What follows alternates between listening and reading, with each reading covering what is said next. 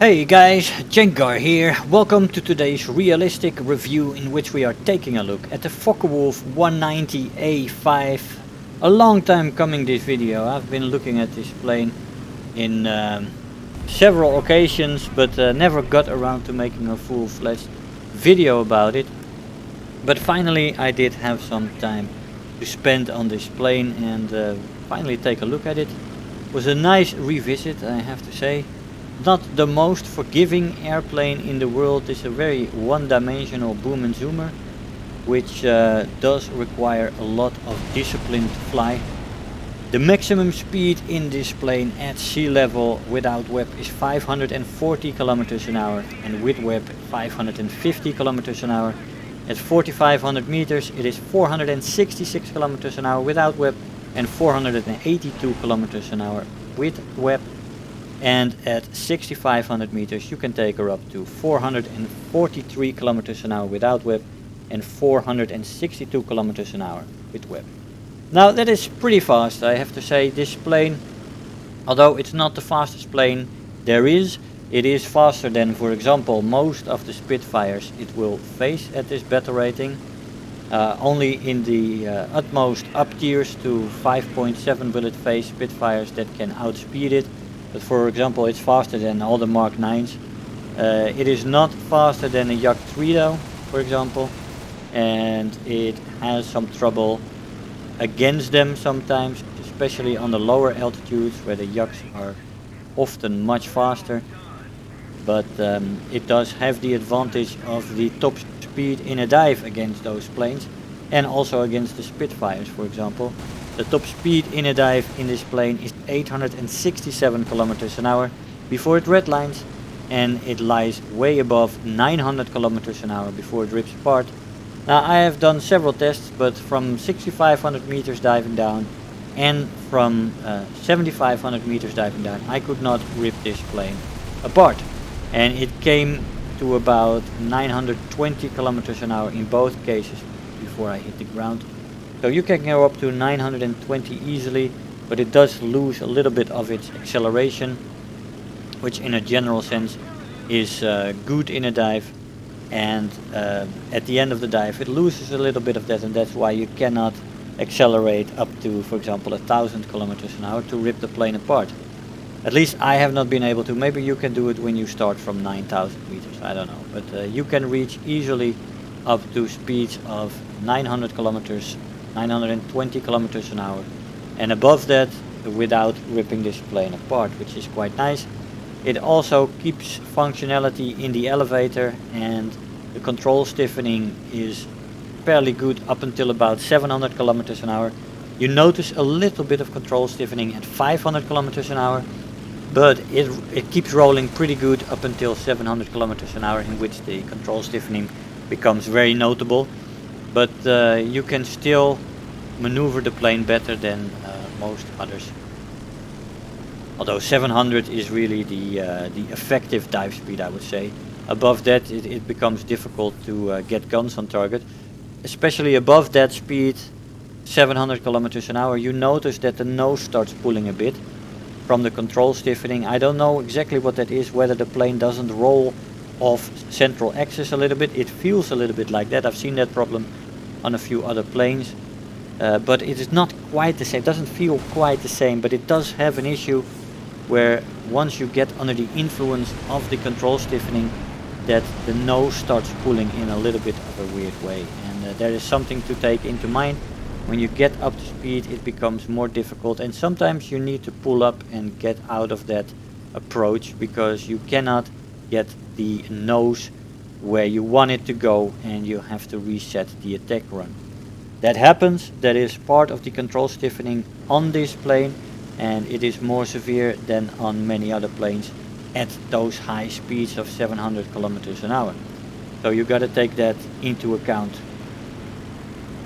Stall speed in the plane is 165 kilometers an hour, which is no more than average, but it is functional. Most planes have around that, sit around that stall speed. Some are a little better, some are a little worse.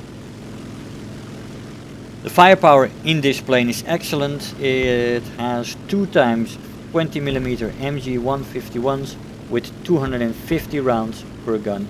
Those are close to the central fuselage on the wing. Then you have two other 20mm. These are the FF/Ms with 90 rounds per gun. Those are a little bit further on the wings, and those are supported by 2x 7.92 MG17 machine guns with 900 rounds per gun sitting on top of the engine in the nose. And those 6 guns with a lot of ammunition and a lot of firepower, especially once you have those 4 20mm shooting. Although, of course, the further in the wing, the FF/M cannons, the pair of those, are situated far in the wing and only have 90 rounds. So you will run through those pretty quickly. But after that you still have 2 cannons and 2 machine guns, which is great. And you can evaporate planes with that. The ammo load in the plane is also great. Acceleration in the plane in a straight line is decent. Dive performance is good. Good acceleration in a dive. Energy retention in the horizontal is great. It really holds its speed very well in a straight line. And in the vertical it's good. Even with rolling it is pretty good. So the energy retention and the performance in the vertical is quite decent to good. The climb rate in the plane is below average to bad, depending on what speed you climb, but nothing to write home about. You need extensive side climbing in the A-5, and you need patience to get to where you need to be, because you do need to boom and zoom in this plane, and to do that you have to side climb and you have to take some extra minutes to get up to altitude, because there is a lot of enemy planes that climb better than this one.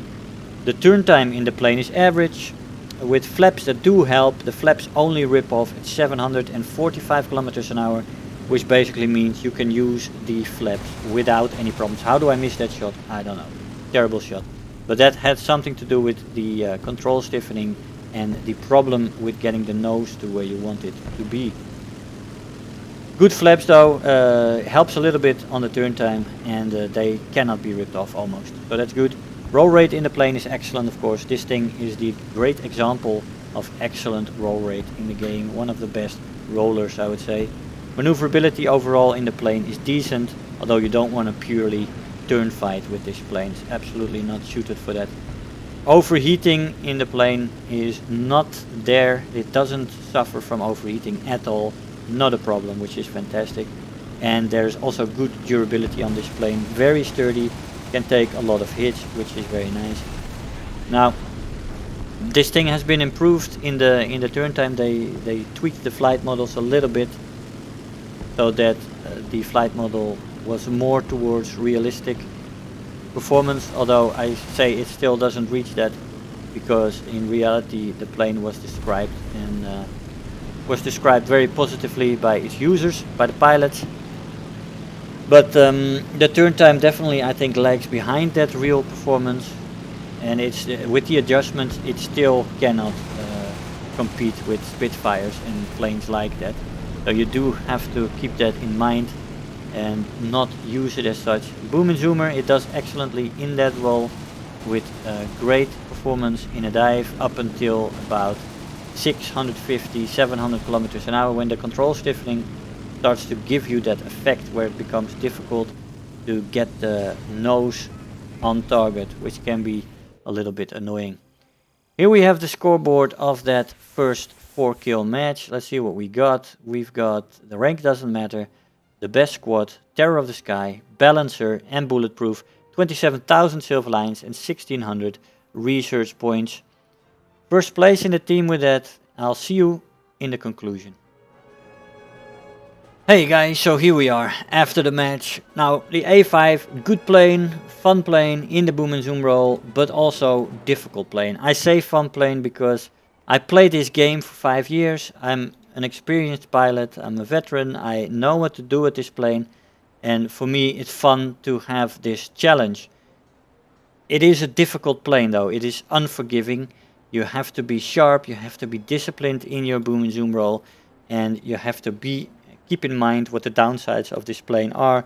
Good speed, good in a dive, can run away from everybody, but does have control stiffening problems with getting the nose on target, whether that is from rolling off the central axis slightly, or whether it's a problem due to the control stiffening setting in and the nose pulling a little bit. I don't know which one of those two it is, but it does have it, and it can be frustrating when you make approaches that are almost perfect and you cannot tweak the nose slightly to the right or to the left for what you need for the final shot. And that happens regularly in this plane, so be aware of that and put your mindset towards that. Be patient in this plane and you can work miracles in it. It can be a lot of fun to make this plane work and to be efficient in it.